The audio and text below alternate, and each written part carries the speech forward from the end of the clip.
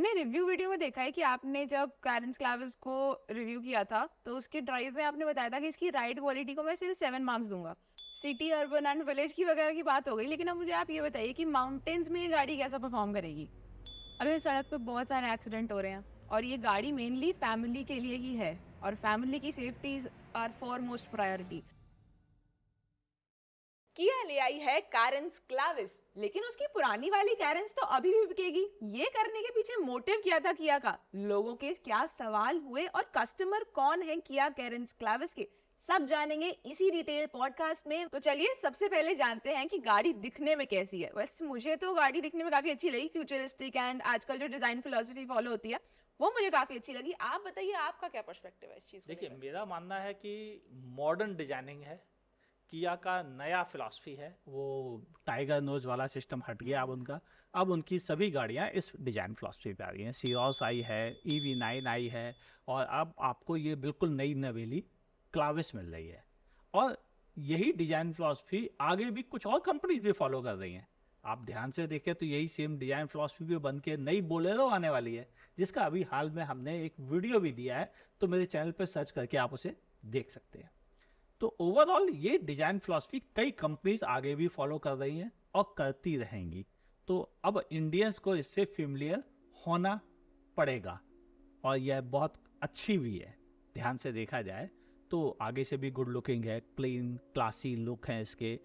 Grill भी सामने की छोटी और बगल इम्पोजिंग है। हेडलैम्प भी अच्छे हैं, हालांकि वो थोड़े कॉर्नर की तरफ शिफ्ट किए हुए हैं। पीछे से देखा जाए तो वहाँ भी ये बदली हुई है, कनेक्टिंग लाइट है, नया डिज़ाइन एलिमेंट्स इसमें भी शामिल है। हालांकि साइड से देखने में ये लगभग वैसी पुरानी कार जैसी फील होती है। ग्राउंड क्लियरेंस में भी कोई मेजर चेंज नहीं आया है, वो भी ठीक है, काफ़ी है इंडियन ज़रूरतों के अनुसार। कंपनी ने अब ये बड़े बड़े व्हील्स के चक्कर में ना पड़ के एक नॉर्मल अच्छा साइज़ का व्हील दिया है, ताकि टायर का प्रोफाइल ज़्यादा रख सके और कस्टमर्स की कुछ डिमांड थी उनको भी संभाल सके। ये रीजन था। लेकिन इंटीरियर में जो चेंज आए हैं वो बेशुमार है। पहली बार बड़ा सा पैनोरामिक सनरूफ आ गया है, एडास आ गया है।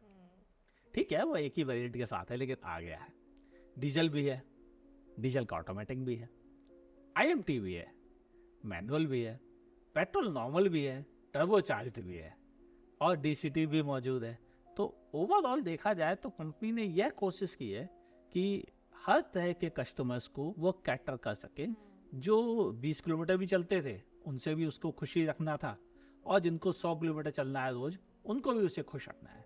तो उसने हर तरह के ऑप्शन दे दिए। ले भाई, तुझे अगर 12-13 लाख की गाड़ी चाहिए, ले ले, हमारे पास है क्लाविस। अरे नहीं नहीं, तुम्हें 20 लाख की चाहिए, हमारे पास क्लाविस है। तुम्हें 24 लाख की चाहिए, हमारे पास क्लाविस है। मतलब है उसके पास क्लाविस ऐसी जो उन सभी लोगों को खुश करने के लिए तैयार है जिन्हें 5 से ज़्यादा सीटिंग चाहिए और कंफर्टेबल सीटिंग चाहिए। थर्ड रो में भी अच्छी जगह चाहिए, ज़्यादा फीचर्स चाहिए, स्टाइलिश भी दिखना है दूसरे बगल पड़ोसियों से। तो वो सब चीज़ें कंपनी ने एक ही कार में ज़बरदस्ती डाली है, और शायद यही रीजन है कि यह गाड़ी बिल्कुल अलग दिख रही है। और मेरे अंदाज सही भी है। हाँ, अभी भी मेरा पर्सनली मानना है कि जिस तरह का इंडिया का मार्केट है, वहाँ अभी किया को अभी वक्त और लगेगा। हालांकि वह 5वां सबसे बड़ा मैन्युफैक्चरर है, 6ठा सबसे बड़ा मैन्युफैक्चरर है इंडिया में, लेकिन अभी भी उसे लंबी दूर की कौड़ी पर काम करना है, जिनमें विलेज में अभी भी किया की गाड़ियों को वो एक्सेप्टेंस नहीं मिली है जो हांडई, टाटा, महिंद्रा, मारुति को मिल चुकी है, टोयोटा को मिल चुकी है। वो अभी भी किया को नहीं मिली। इवन होंडा भी वहाँ बेहतर गुडविल मानी जाती है। किया को अभी वहाँ पर काम करने की ज़रूरत है, लेकिन वो मार्केट बड़ा है, अगर उसे कवर कर लिया तो किया को एक स्टेप आगे बढ़ने में कोई दिक्कत नहीं आएगी। लेकिन जब हमने ये सेम डिजाइन फिलॉसफी पिछली बार किया सीरोस में दिखी थी तो काफी लोगों को वो अच्छी भी लगी थी, काफी लोग उससे नाराज भी थे, कुछ उसे डिफेंडर बुला रहे थे, कुछ ने तो वैगनर ही बोल दिया। तो आपको क्या लगता है कैरेंस में ये कैरी फॉरवर्ड होगा, लोग एक्सेप्ट करेंगे इस डिजाइन को? देखिए, धीरे धीरे चीज़ें बदलती हैं। जब एक गाड़ी आती है तो लोग उसे अलग नज़र से देखते हैं, 2 आती है तो और अलग नज़र से, जब 10 हो जाती हैं अरे यार तो आना ही आना है। बिल्कुल वैसे ही होता जा रहा है। पहले देखें तो पीछे का जो डिजाइन एलिमेंट था वो काफ़ी हद तक रियर से देखने में स्कॉर्पियन में भी था, वैगन आर में भी था, डिफेंडर में भी था, सीरोस में भी था। अब इतनी ज़्यादा गाड़ियाँ हो गई हैं, EV9 में भी है, तो लोगों को फर्क नहीं पड़ता है। कह रहे यार सभी गाड़ियां जब ऐसी हैं तो ये भी ऐसी ही है, क्या बुरी है, ये चक्कर है। तो अब डिजाइन फिलॉसफी को लेके नुक्ताचीनी करने वाले लोग जो एक्चुअल कस्टमर थे भी नहीं, वो सिर्फ सोशल मीडिया पे बुराई करने आते हैं, वो लोग भी अपने आप धीरे धीरे कम हो रहे हैं, क्योंकि सभी गाड़ियां इस पे आ रही हैं। और बाय द वे आपको बता दूं, एक नई महिंद्रा कार लॉन्च करने वाला है बोलेरो, और वह भी लगभग सिमिलर डिजाइन फिलॉसफी पे है। वो भी काफी कुछ सिमिलर दिख रही है पीछे से और साइड से। तो ऐसे हालात में ये डिजाइन सेटअप जो है ये बहुत जल्दी काफी लोग एक्सेप्ट कर लेंगे। तो मुझे नहीं लगता कि अब इतनी दिक्कत आएगी जितनी उन शुरुआत के दिनों में लगा था। चलाने में ये गाड़ी कैसी है, मतलब इसका डीजल कैसा है, पेट्रोल कैसा है, ऑटोमेटिक, मैनुअल, इन सब में आईएमटी भी है इसमें, तो मुझे वो बताइए कि इसका दोनों में डिफरेंस क्या है और दोनों में अच्छा अच्छा क्या लगा आपको? देखिए, ऑप्शन ज़्यादा होना अच्छी बात है और ट्रांसमिशन के ज़्यादा ऑप्शन होना अच्छी बात है, लेकिन अगर आप नॉर्मल पेट्रोल की बात करें, जो 1.5 लीटर MPI इंजन है इनका, और ये ऑलरेडी क्रेटा में भी आता है, सेल्टॉस में भी आता है, तो ये इंजन बहुत अच्छा इंजन है और रिफाइंड भी काफ़ी है, अच्छी फ्यूल एफिशिएंसी शहर में दे देता है। तो उस पॉइंट ऑफ व्यू से ये 1.5 MPI अच्छा इंजन है, मैनुअल गियर बॉक्स के साथ परफॉर्म भी अच्छा करता है। लेकिन इनके पास एक है टर्बो चार्ज भी, जिनको हाईवे ज़्यादा चलना है, जिनको ज़्यादा फीचर्स चाहिए, जिनको DCT का मजा चाहिए, उनके लिए 1.5 लीटर में टर्बो चार्ज इंजन है जो काफ़ी ज़्यादा पावर फिगर देता है। मतलब ऐसी पावर फिगर कि आपको झट से रफ्तार पकड़ ले और झट से आप उसे ओवरटेक कर जाए, ये इतना ज़्यादा पावरफुल इंजन है। और शायद ये इंजन सिटी में अच्छा एवरेज नहीं दे पाता है, क्योंकि इसमें पिकअप की क्वालिटी ज़्यादा है और GDI इंजन की यही खासियत ही होती है कि वह आसानी से पिकअप लेते हैं, किसी को भी ओवरटेक करने के लिए बिल्कुल हिचकिचाते नहीं हैं, और शायद इसको चलाने वाले लोग वो होंगे जिन्हें परफॉर्मेंस से प्यार है, तो ये इंजन इस ढंग से जाएगा। वहीं डीजल वो इंजन है जो एवरेज के चाहने वालों के लिए। हालांकि इस डीजल इंजन को शहर में चलने वाले लोगों के लिए अच्छा नहीं है, क्योंकि इसमें DPF की भी बात है, आपको AdBlue भी ऐड करना पड़ेगा, और अगर हाईवे नहीं चलाएंगे तो DPF चोक होता जाएगा, वो एक बड़ा दिक्कत है। तो मेरे अंदाज से लोगों को सोच समझ के खरीदना पड़ेगा कि अगर डीजल के लिए आपको लालच आ रहा है, तो एक बार सोचो, क्या आपको हाईवे हर हफ्ते चलना पड़ता है 100 किलोमीटर?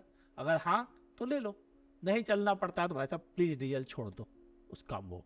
ये मेरी पर्सनल सलाह रहेगी उन लोगों को जिन्हें ऑप्शन को लेके कंफ्यूजन है। हाँ, ऑटोमेटिक उन सभी को प्रेफर करना चाहिए जिन्हें ज़्यादा लंबे समय तक गाड़ी रखनी है। भविष्य अब इलेक्ट्रिक कारों का है, इलेक्ट्रिक कारें मैनुअल नहीं होती हैं तो मैनुअल का कोई भविष्य बचेगा ही नहीं, क्योंकि इलेक्ट्रिक भी मैनुअल नहीं होती है। ऐसे दौर में अगर आप जब अपनी सेकेंड हैंड कार बेचने जाओगे तो लोग ऑटोमेटिक तो फिर भी एक्सेप्ट कर लेंगे खरीदने के लिए, लेकिन मैनुअल के लिए तैयार नहीं होंगे। तो अगर आपको 10 साल बाद बेचने का मन है तो प्लीज़ अभी से ऑटोमेटिक खरीदने के बारे में सोच लीजिए, वरना बाद में तो डेफिनेटली आपको वो रीसेल नहीं मिलेगी, क्योंकि इलेक्ट्रिक का दौर आ जाएगा, लोग इलेक्ट्रिक को फर्स्ट चॉइस देंगे, सेकेंड चॉइस ऑटोमेटिक को देंगे, और फिर मैनुअल तो गया काम से, और डीजल भी लगभग गया काम से। तो सोच समझ के डिसीजन लीजिए, जब तक रनिंग वैसी ना हो डीजल अवॉइड कीजिए, ऑटोमेटिक प्रेफर कीजिए। मैंने रिव्यू वीडियो में देखा है कि आपने जब कैरेंस क्लाविस को रिव्यू किया था तो उसके ड्राइव में आपने बताया था कि इसकी राइड क्वालिटी को मैं सिर्फ 7 मार्क्स दूंगा, तो इसके पीछे क्या कहानी है? मतलब कि पहले से खराब हुई है राइड क्वालिटी या अच्छी हुई है, या किया ने क्या किया है राइड क्वालिटी में इस बार? देखो, किया की अधिकतर गाड़ियों की राइड क्वालिटी कभी भी बहुत शानदार नहीं थी, ये सच बात है। वजह क्या थी कि वो अधिकतर गाड़ियों में टायर के प्रोफाइल को पतला रखते हैं और सड़क के बम्प भीतर लोगों को फील होते हैं, और यही रीजन था कि राइड क्वालिटी उन्होंने कभी भी अपनी फर्स्ट प्रेफरेंस में नहीं रखी। हाँ, इस बार उन्होंने टायर को थोड़ा सा ज़्यादा रबड़ दी है तो थोड़ा बेहतर है, तो बेहतर हुई है, लेकिन 7 मार्क्स को कम नहीं कहते। 10 में से 7 मिलना अच्छे मार्क्स है, ये कम नहीं है। हाँ, अगर 8 होते तो हमें मज़ा आता। ओवरऑल मैं ये कह सकता हूँ कि यह एक अच्छा प्रोडक्ट है और राइड क्वालिटी भी ठीक ही है, 7 उतना बुरा नहीं मानता हूँ मैं। हाँ, दूसरों से जरूर थोड़ी सी कम है, लेकिन उसका एक प्लस पॉइंट भी है कि हैंडलिंग बेहतर है। तो ओवरऑल नो कॉम्प्रोमाइज, ऐसी कोई बड़ा मैटर नहीं है जिसको लेके फिक्र की जाए। अगर आप अकेले चलते हैं तो हो सकता है आपको राइड क्वालिटी थोड़ी सी बम्पी ज़्यादा लगे, लेकिन जब कार में वेट होगा, 4 लोग 5 लोग 6 लोग बैठे होंगे, तो आपको राइड क्वालिटी से उतनी कंप्लेंट नहीं रह जाएंगी दूसरे कॉम्पिटिटर के मुकाबले। अभी सड़क पे बहुत सारे एक्सीडेंट हो रहे हैं और ये गाड़ी मेनली फैमिली के लिए ही है और फैमिली की safety are for most priority. तो सेफ्टी इसमें कैसी है, क्योंकि पिछली बार जब क्रैश टेस्ट के लिए गई थी गैरेज तो उसे 3 स्टार मिले थे, इस बार 5 स्टार तक पहुंच पाई, क्योंकि सीरोस ने भी हमें काफी हैरान किया, सीरोस भी 5 स्टार लेके आ गई। तो क्या लगता है इस बार क्लैविस ला पाएगी 5 स्टार? देखो 5 स्टार के लिए कमिटमेंट या मुझे उम्मीद जता देना समझदारी नहीं लगता है, क्योंकि ये काम क्रैश टेस्ट एजेंसी का है, मेरा नहीं है। जिस दिन कार्गो अपनी क्रैश टेस्ट एजेंसी खोल लेंगे काफ़ी लोग परेशान हो जाएंगे क्योंकि काफ़ियों की पोल खुल जाएगी। लेकिन ठीक है, मुझे जितना समझ में आता है इस कार के क्रैश वॉर्थीनेस को लेकर कंपनी ने पुराने वाली कारण से अब चेंज किया है। सबसे बड़ा चेंज उनका ये है कि उन्होंने काफ़ी स्टील का अलग तरह से इस्तेमाल किया है, उनके डिज़ाइन में भी थोड़ा सा चेंज किया है और काफ़ी जगह रीइंफोर्स भी ज़्यादा किया है। दूसरा, कुछ ऐसे फीचर्स भी जुड़ गए, electronic stability program, child Isofix anchor, 3 point seat belt सभी पैसेंजर्स के लिए, और इसके अलावा आपको एडास लेवल 2 के फीचर्स भी जोड़े हैं, tyre pressure monitor system, braking distance भी उन्होंने कम कर लिया है। ये सारी चीज़ें ओवरऑल तो सेफ्टी बढ़ा रही हैं, लेकिन बढ़कर क्रैश टेस्ट में कितने लेंगी, 4 लेंगी, 5 लेंगी, 6 जाने देते हैं उसको, वो मेरा काम नहीं है। लेकिन मुझे यह पता है कि इस गाड़ी में ब्रेक्स को काफ़ी इम्प्रूव कर दिया पिछले वाले से। तो जब किसी गाड़ी का एक्सीडेंट होता है और एक्सीडेंट होने के बाद भीतर व्यक्ति बैठे व्यक्ति को चोट लगती है, कम ज़्यादा हो सकता है कि 5 star crash test rated car है तो शायद कम चोट लगे। लेकिन अगर किसी गाड़ी के ब्रेक्स ज़्यादा अच्छे हो जाते हैं और वो एक्सीडेंट होने से ठीक पहले रुक जाती है, भले 2 अंगुल पहले रुक गई हो, तो उसको चोट तो छोड़ो कुछ भी नहीं होता है और गाड़ी का बम्पर भी नहीं खर्च खाता है। यानी आपको ना तो मेंटेनेंस में पैसे देने, ना रिपेयर में पैसे देने, और खुद भी कोई चोट नहीं खाई। यानी वो सेफ्टी से ज़्यादा बेहतर चीज़ है। तो मेरे अंदाज इन्होंने ब्रेक्स पे काम किया जो इसे अच्छा बना रही है। ओवरऑल सेफ्टी भी बेहतर हुई है, तो पहले से तो हम क्रैश टेस्ट में बेहतर नंबर एक्सपेक्ट कर सकते हैं इसके साथ। और ओवरऑल भीतर बैठ के भी सेफ फील होने लगा है पहले के मुकाबले। सिटी, अर्बन एंड विलेज की वगैरह की बात हो गई, लेकिन अब मुझे आप ये बताइए कि माउंटेन्स में ये गाड़ी कैसा परफॉर्म करेगी? देखो माउंटेन्स में परफॉर्म अच्छा कर लेगी। अच्छा ग्राउंड क्लियरेंस है, अच्छा अप्रोच एंगल है, अच्छा डिपार्चर एंगल है। मतलब आपको कॉर्नर्स में घूमने में दिक्कत नहीं आएगी, पतली सड़कों पर चलने में दिक्कत नहीं आएगी, चढ़ाई पे दिक्कत नहीं आएगी, ऊंचे स्पीड ब्रेकर पर भी दिक्कत नहीं आएगी, नीचे छोटे मोटे पत्थर पड़े हैं तो उनको भी पार करने में आपको दिक्कत नहीं आएगी। ये एक अच्छी बात नहीं आ गई है। लेकिन साथ में ये भी जानना जरूरी है कि जब ऐसे गाड़ी बनती है तो वो गाड़ी ओवरऑल एरिया के लिए बनती है, वो केवल पहाड़ों के लिए कोई गाड़ी नहीं बनती है, केवल शहर के लिए कोई गाड़ी नहीं बनाने की कोशिश करता है, या केवल हाईवे के लिए, ऐसा नहीं होता है। लेकिन हाँ, ये गाड़ी ओवरऑल प्रैक्टिकल कार है, एक अर्बन 7 सीटर फैमिली एसयूवी है, जिसे आप घूमने के लिए पहाड़ों पर भी ले आ सकते हैं, घाट सेक्शंस में भी ले आ सकते हैं, और चाहे तो आप कोस्टल एरिया में भी ले आ सकते हैं, और थोड़े बहुत खराब रास्तों पर भी लेकर जा सकते हैं।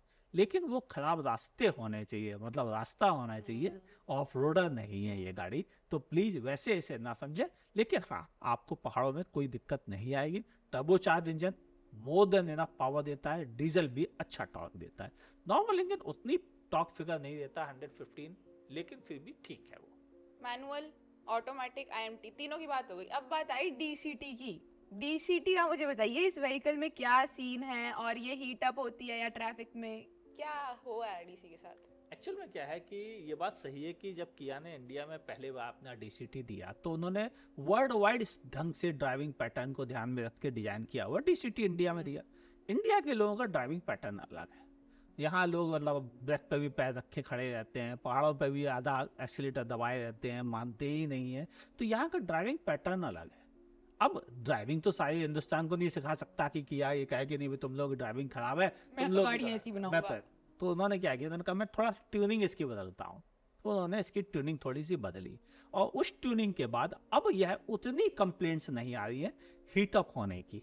यानी डीसीटी अब इसका कहीं ज़्यादा बेहतर काम कर रहा है। लेकिन अभी भी कुछ बेस्ट प्रैक्टिस मानी जाती है डीसीटी को लेकर, जो मैं अक्सर अपने व्यूअर्स से कहता हूँ कि जब भी ड्राई डीसीटी आप यूज कर रहे हो, और ड्राई नहीं भी है, वेट यूज कर रहे हो, आप बहुत एक्सपेंसिव लग्जरी कार चल रहे हो, कोशिश कीजिए कि रेड लाइट आपको 10 सेकंड से ज़्यादा की दिख रही है, आप न्यूट्रल लगा लीजिए। ठीक है, ड्राइव मोड से पहले न्यूट्रल मोड लगा लीजिए।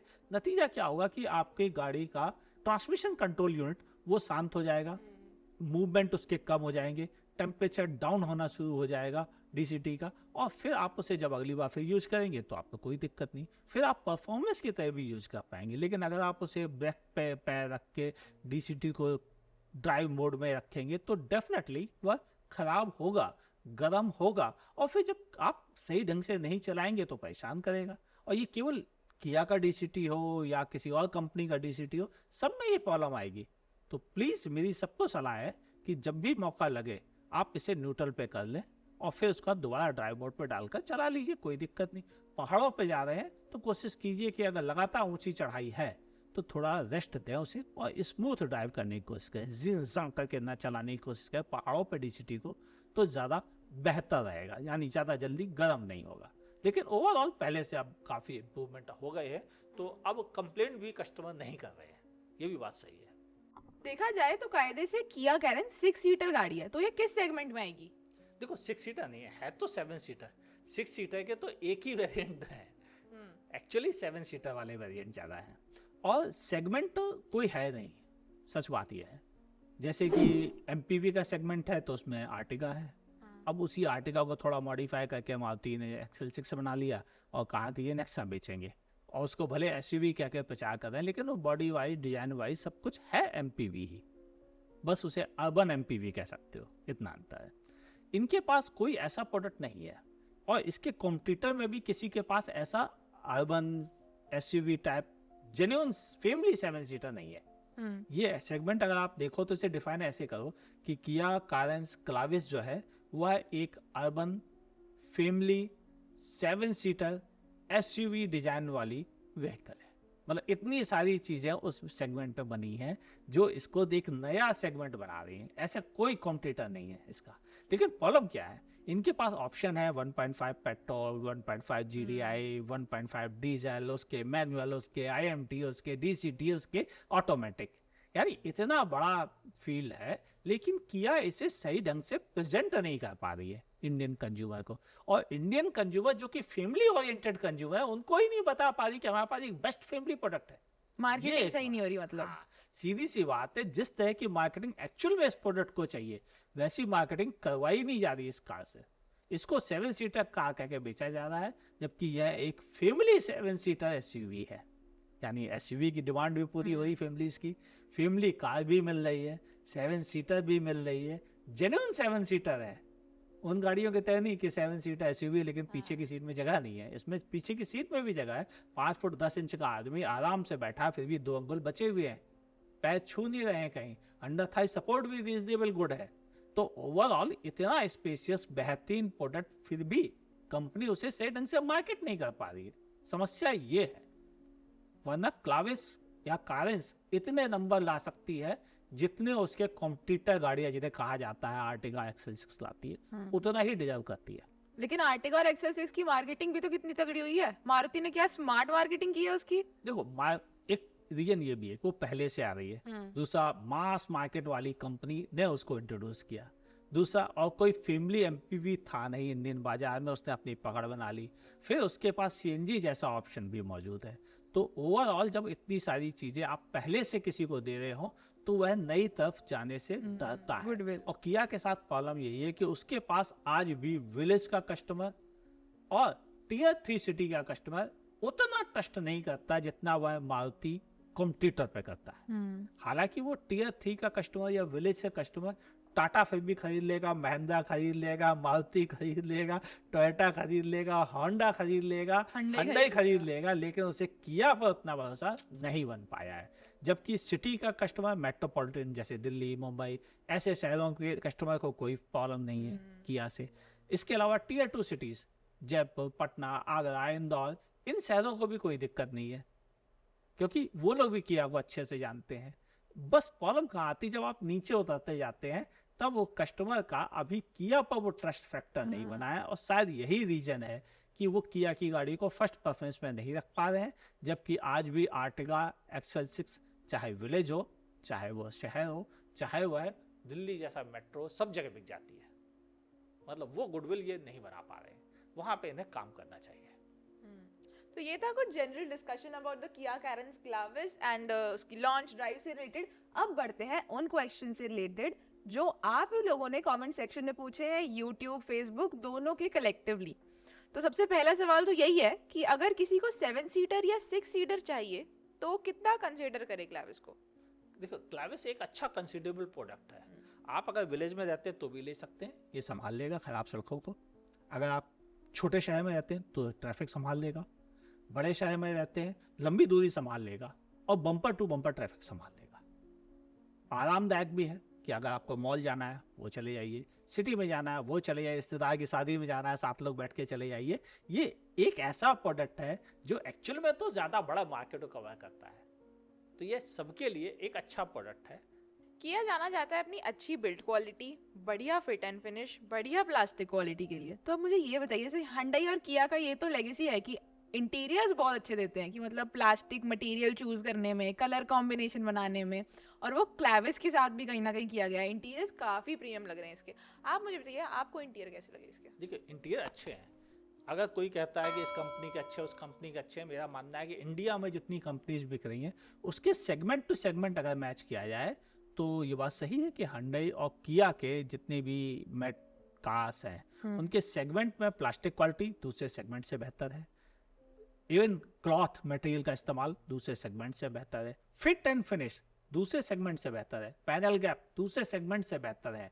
क्वालिटी मटेरियल दूसरे सेगमेंट से ज़्यादा बेहतर है। मतलब उस सेगमेंट में कोई भी ऐसा कॉम्पिटिटर नहीं है जिससे बेहतर नहीं है, चाहे वो कॉम्पिटिटर जर्मन हो, जापानीज हो, अमेरिका तो चले गए छोड़ के इंडिया, खैर यानी कोई भी ऐसा नहीं है जो एक्चुअल में इनके से बेहतर plastic quality, material selection, fit and finish, built देता हो, ऐसा कोई नहीं है। हाँ, वो बिल्ट क्वालिटी जो आप समझते हो उसे बिल्ट क्वालिटी नहीं कहते। तो प्लीज़, अगर आप उसे बिल्ट क्वालिटी मानते हैं जो आपके दिमाग में लोगों ने बसा दी है, चाहे यूट्यूबर्स ने, तो मैं उस पर बहस में नहीं जाऊँगा।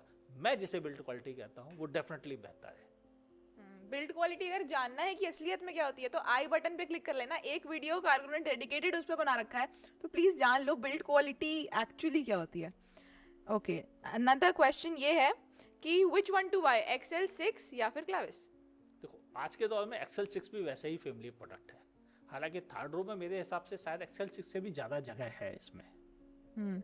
तो ओवरऑल ये अच्छा प्रोडक्ट है। अगर आपको सिर्फ और सिर्फ एक CNG की ज़रूरत है तो आप एक्सेल 6 के साथ जाइए, वरना हर मामले में क्लैविस कहीं बेहतर प्रोडक्ट है और आजकल के मॉडर्न लुक को भी क्लैविस मैच करता है। ना क्लैविस के पास डीजल तो है ही, वो कॉप अप कर लेगा उसके साथ।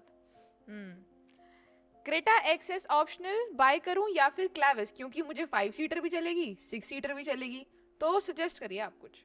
देखो, जब इतना कंफ्यूजन होगा, आपको यही नहीं पता कि हमें 5 चाहिए, 6 चाहिए, 7 सीटर चाहिए, तो ऐसे कंफ्यूजन का इलाज ये है, अगर 70% समय जब आप ड्राइव करते हैं आपके साथ अगर 5 से ज़्यादा लोग बैठते हैं तो मेरी सलाह है आप 7 सीटर कंसीडर करिए, फिर आप कंफ्यूज होइए।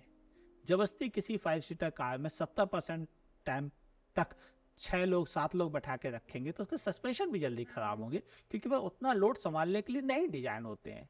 तो आप उस कंडीशन में आप 7 सीटर लीजिए। लेकिन अगर आप कभी कभी 5 लोग से बैठते हैं या 5 के से ज़्यादा जरूरत पड़ती है तो फिर आप क्रेटा के साथ जाइए। और क्रेटा एक अच्छा प्रोडक्ट है, सेम इंजन के साथ आता है, तो आपको ये डरने की ज़रूरत नहीं कि हमें ख़राब क्वालिटी, ख़राब चीज़ या कुछ ऐसा मिलेगा, बिल्कुल नहीं। सेम कार मिल रही है, सेम सेटअप मिल रहा है इंजन का, ट्रांसमिशन का, तो मेरे अंदाज इनकार करने का कोई रीज़न नहीं। अगर आपके कार में ज़्यादातर 2, 3, 4 लोग बैठ के चलते हैं, क्रेटा लो, सेल्टॉस लो, ऑप्शन है, ऐसा नहीं है। फिर जरूरी नहीं कि आप क्लैविस के साथ जाओ। हाईक्रॉस GX ऑप्शनल लूं या फिर कैरेंस क्लैविस का top model petrol automatic? Confuse हूं, एक में फीचर ज्यादा है और दूसरे में स्पेस ज्यादा है। देखिए, स्पेस का कोई सब्स्टिट्यूट नहीं होता है, ये बात सही है कि एक बड़ी गाड़ी है तो स्पेस बड़ा ही है उसके भीतर, और वो हाई क्रॉस में भी ज़्यादा है। तो अगर आप एक बड़ी गाड़ी अफोर्ड कर सकते हो तो वैसे हाई क्रॉस खरीद लो, किसने मना किया आपको? जब बड़ी गाड़ी का बजट नहीं है तो क्लैविस आपके लिए, तो फिर बिल्कुल डाउट करने की जरूरत नहीं। अगर आपके जेब में हाई क्रॉस के पैसे हैं, हाई क्रॉस खरीदो। ओके, तो ये था आज का आखिरी सवाल। और भी अगर कुछ सवाल हैं आपके तो इस वीडियो के कमेंट सेक्शन में जरूर से डाल दीजिएगा। और गुरुजी, एक आखिरी कंक्लूजन दे दीजिए कैरेंस क्लैविस के बारे में, छोटा सा। देखो, क्लैविस एक ऐसा प्रोडक्ट है जो फिट फॉर ऑल की तरह से डिजाइन हुआ है। 7 सीटर है तो इंडियन फैमिलीज की ज़रूरतों पे फिट होता है। कहीं भी आने जाने के लिए अच्छा प्रोडक्ट है, सिटी में भी आप चलाने के लिए अच्छा है, हाईवे पर भी अच्छा है, और विलेज के खराब रास्तों को भी संभालने के लिए अच्छा प्रोडक्ट है। बस इस पर ट्रस्ट करना पड़ेगा, क्योंकि इंजन अच्छे हैं, जाने परखे हैं, उन पर डाउट है नहीं कोई। बॉडी भी अब पहले से बेहतर की गई है, तो क्रैश वॉर्थीनेस बढ़ गई है, सेफ्टी में ब्रेकिंग्स अच्छी हो गई है और सारे सेफ्टी फीचर्स मिल रहे हैं। तो ओवरऑल अब इनकार करने का रीज़न ज़्यादा नहीं बच रहे हैं क्लाविस के साथ। हाँ, मैं अभी भी ये कहूँगा कि अगर इसको एक क्रैश टेस्ट रेटिंग मिल जाए तो शायद लोगों का ट्रस्ट फैक्टर सीरोस की तरह से, उसको भी 5 स्टार मिल चुके हैं, तो ऐसा नहीं किया कि गाड़ी को 5 स्टार नहीं मिल सकता है, उसको भी मिल चुका है, तो इसको भी मिल सकता है, चांसेस हैं अच्छे। तो अगर मिल जाएगा तो फिर इसको मार्केट करके और बेहतर प्रोडक्ट की तरह सेटल किया जाए, और फिर इंडियन कंज्यूमर्स को इस प्रोडक्ट पर भरोसा ज़्यादा हो जाएगा दूसरी कारों के मुकाबले। हाँ ठीक है, एवरेज उतना नहीं देती है, लेकिन नॉट बैड भी कहलाती है, ये भी बात बिल्कुल सही है। चलो बस यही था। अगर आप हमें फेसबुक पे देख रहे हैं तो हमारे पेज को लाइक करें, फॉलो करना ना भूलें। यूट्यूब पर देख रहे हैं तो लाइक, कमेंट, शेयर और सब्सक्राइब करने के साथ साथ बगल में दी हुई नोटिफिकेशन बेल भी जरूर से दबा दीजिएगा। और देखते रहें आस्कर गुरु।